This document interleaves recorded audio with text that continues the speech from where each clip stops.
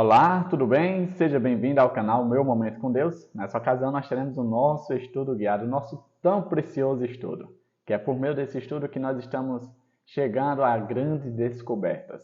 Descobertas essas que, com certeza, influenciarão na tomada de decisão das nossas vidas e, de forma mais específica, no rumo a qual nossa vida irá tomar, se será para a vida eterna ou para a perdição eterna. Bom, você sabe que esses estudos que nós fazemos toda semana, ele está dentro de um contexto maior, de um estudo maior que é o grande conflito. Esse estudo é muito importante e faz total diferença. Bom, antes de conhecer qual será o tema de hoje, um tema muito importante também, eu quero convidar você a fechar seus olhos e a, junto a mim, buscarmos a presença de Deus. Vamos orar então? Senhor Deus que estás nos céus, obrigado, Pai, por tua infinita misericórdia, pois é mediante essa tua misericórdia que nós temos acesso a toda a verdade. Verdade essa que nos conduz mais para perto de ti e também nos dá os alicerces, os fundamentos certos para podermos continuarmos a nossa jornada rumo à Canaã celestial. Perdoa para os nossos pecados. Envia o teu Santo Espírito a cada um de nós, para assim que ele possa nos ensinar, possa trazer luz às nossas mentes, revelar o teu amor, revelar a tua palavra a todos nós. É isso que nós pedimos, em nome de Jesus Cristo. Amém. Pois muito bem, o tema do nosso estudo hoje, muito bom e importante, é a marca da besta. E aí, qual é a marca da besta? Você sabe qual é a marca da besta? Vamos descobrir hoje juntos?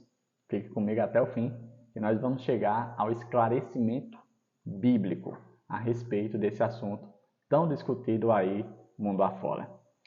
Primeiro eu quero convidar você a ler alguns textos bíblicos que servirão como base introdutória e em seguida a gente vai para algumas reflexões e outros textos que também estão inclusos no estudo de hoje. Os primeiros textos estão lá em Apocalipse capítulo 12. Nós vamos ler primeiro o versículo 12, depois o 17 e depois Apocalipse 13, verso 7. Começando pelo verso 12, diz assim: Portanto, celebrem-no, ó céus, e os que neles habitam, mas ai da terra e do mar, pois o diabo desceu até vocês. Ele está cheio de fúria, pois sabe que lhe resta pouco tempo. Apocalipse 12, verso 17 diz: O dragão irou-se contra a mulher, e saiu para guerrear contra o restante da sua descendência, os que obedecem aos mandamentos de Deus, e se mantêm fiéis ao testemunho de Jesus. Apocalipse 13, verso 7 diz: Foi-lhe dado poder para guerrear contra os santos, e vencê-los.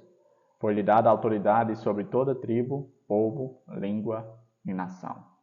Com base nesses textos, eu fiz as seguintes ponderações, as seguintes marcações.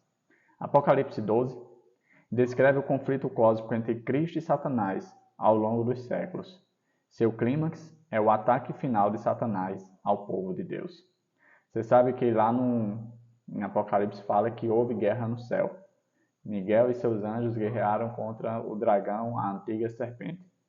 E o texto diz que não houve mais lugar no céu para esse dragão, para Satanás. E de lá ele foi expulso.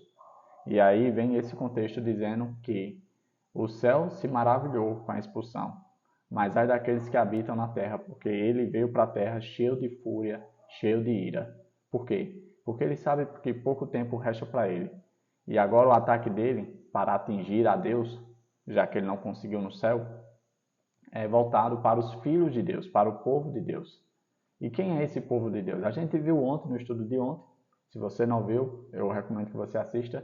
Mas, de forma resumida, o povo de Deus é aquele que guarda os mandamentos de Deus e tem a fé no testemunho de Jesus, crê no espírito de profecia.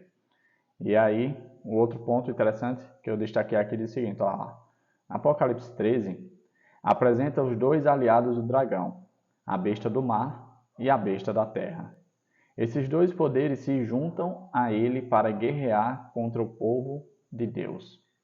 Muito interessante saber quem são essas bestas.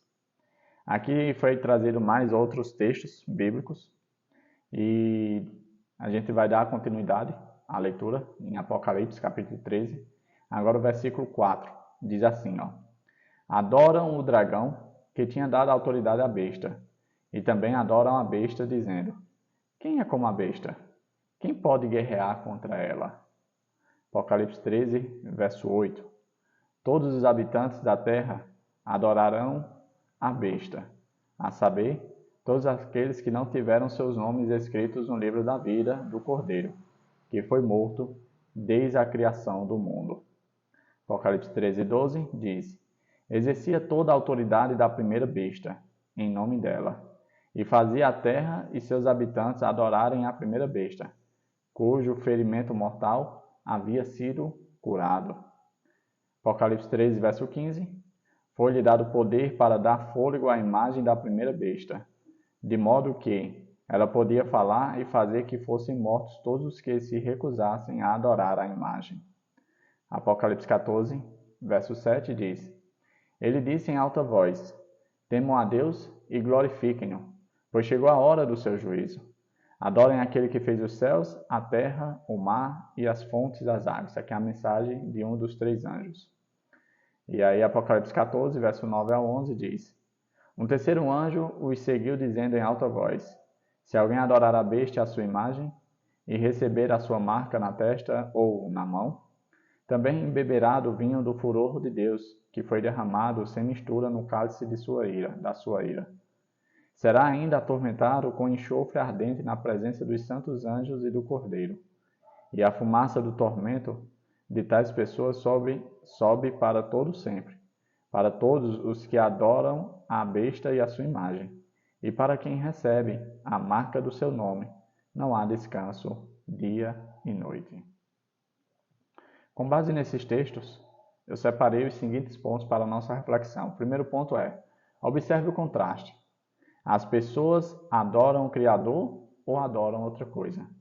Quando a gente medita nos textos de Apocalipse sobre os eventos finais que antecedem a volta de Jesus, o clímax do conflito entre o bem e o mal, a gente vê que tudo gira em torno de adoração. Existe um lado que adora a Deus e existe um lado que adora ao falso regime de adoração da besta de Satanás. Tudo gira em torno disso. A quem nós adoramos? Você adora a quem?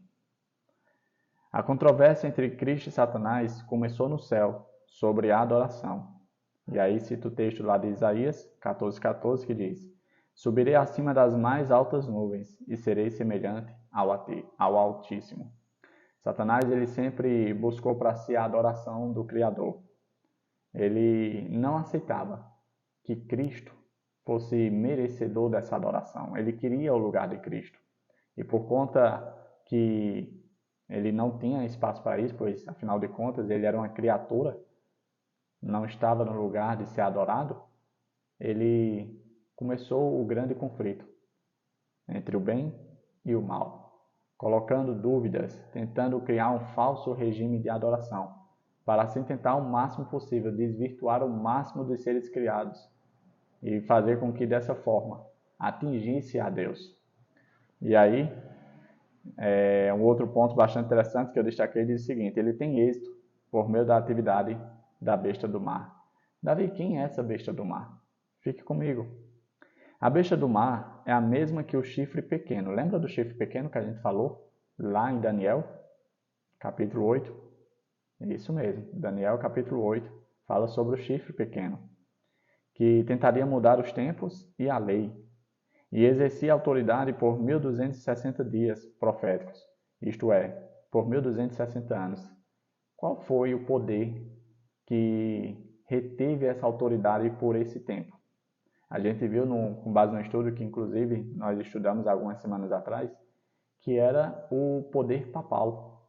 Durante 1260 anos, o poder papal exerceu autoridade e oprimiu muito os santos de Deus, perseguiu bastante. E durante esse período, ele também mudou os tempos e a lei. Davi, ele mudou o que especificamente?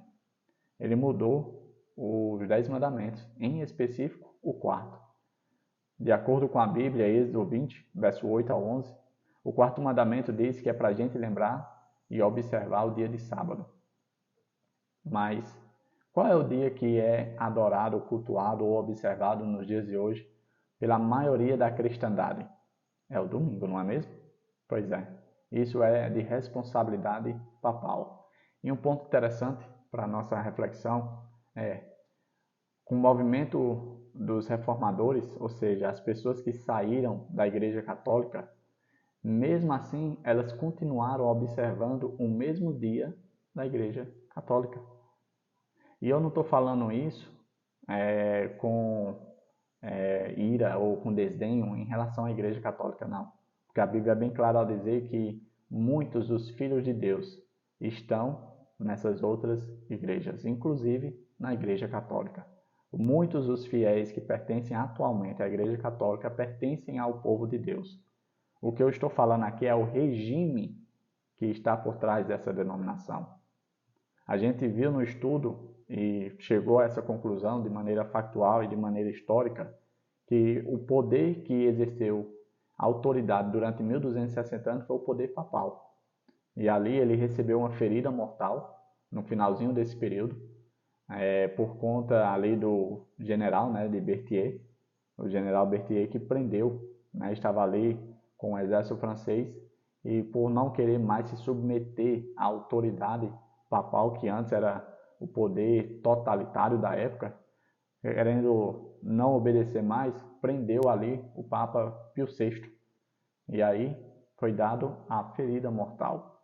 A gente viu nos textos que uma das bestas iria voltar a dar autoridade a esse poder papal novamente, que é exatamente a besta da terra.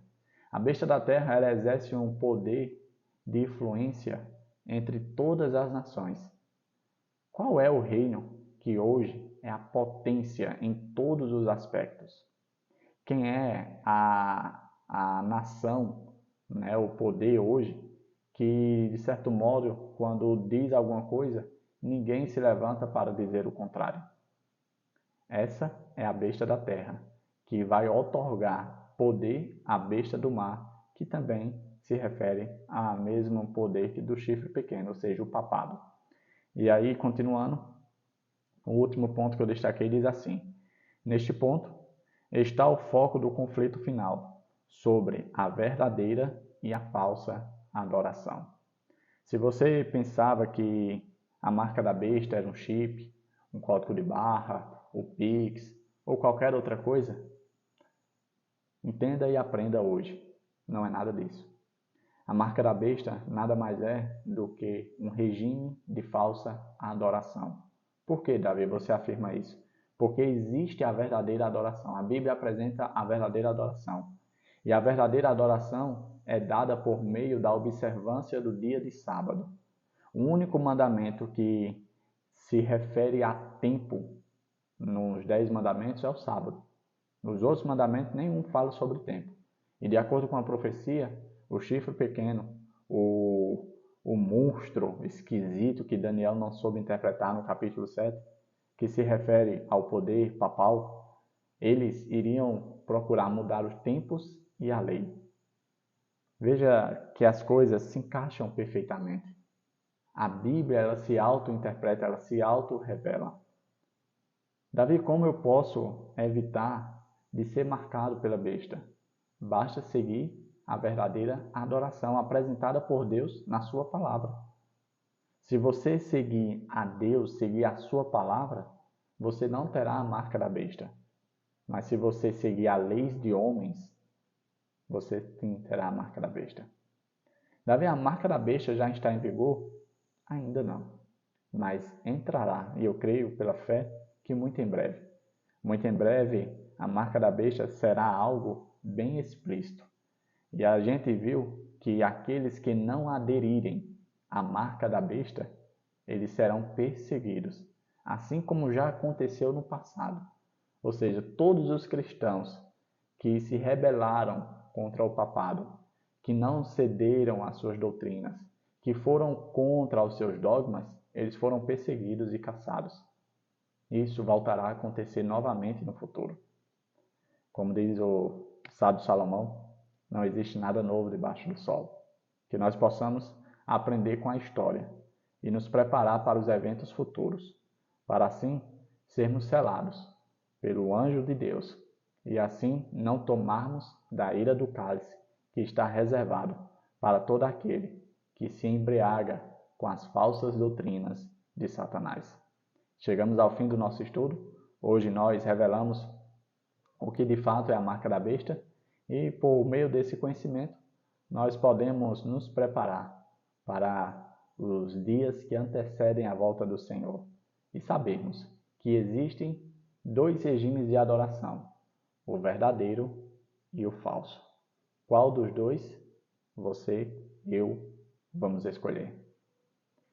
Papai do céu possa nos acompanhar para a verdadeira adoração. É isso. Que Papai do céu te abençoe, te proteja de todo mal e que te traga aqui novamente amanhã para mais uma vez nós estudarmos esse estudo que a cada dia fica melhor. Até a próxima e tchau, tchau.